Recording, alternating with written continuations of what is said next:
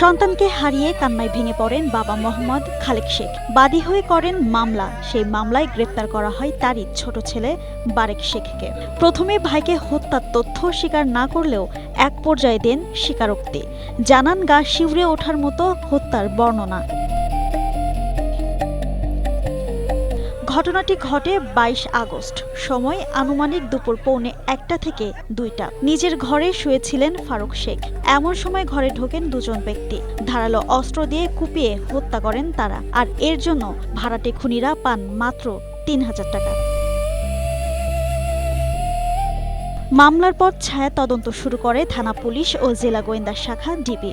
তদন্তের তথ্য ও গোপন সংবাদের ভিত্তিতে নিহতের ছোট ভাই বারেক শেখকে আটক করে জিজ্ঞাসাবাদ করা হয়। তখনই বেরিয়ে আসে থলের বিড়াল। জানান হত্যার পরিকল্পনার কথা। ৩,০০০ টাকার বিনিময়ে ভাড়াটে হিসেবে নিয়োগ দেন আলমগীর হোসেন ও রুবেল শেখকে। পরিকল্পনা অনুযায়ী ঘটনার দিন আলমগীর ও রুবেল বারেকের বাড়িতে যান। আগে থেকে সংগ্রহ করে রাখা দুটি ধারালো দা তাদের হাতে তুলে দেন বারেক। এরপর সেখান থেকে সটকে যান।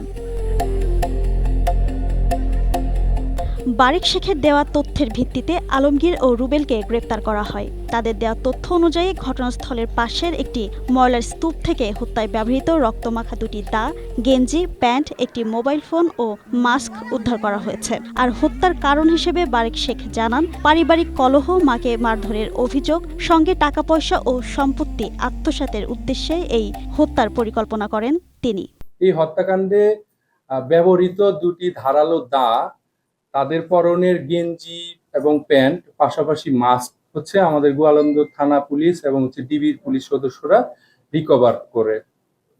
এই ঘটনার প্রেক্ষিতে আমরা এটি জানতে পারি যে এই হত্যাকাণ্ডটি পূর্ব পরিকল্পনা থেকে এবং পূর্ব একটি ক্ষোভ ছিল।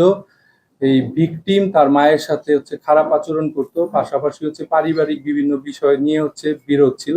রাজবাড়ী গোয়ালন্দ পৌরসভার জামতলা এলাকায় এই ঘটনা ঘটে। এলাকাবাসীরা বলছেন, এমন ঘটনায় তারা হতভম্ব। তাই এই ঘটনার সুষ্ঠু বিচার চান তারা। Desk report, Asia post.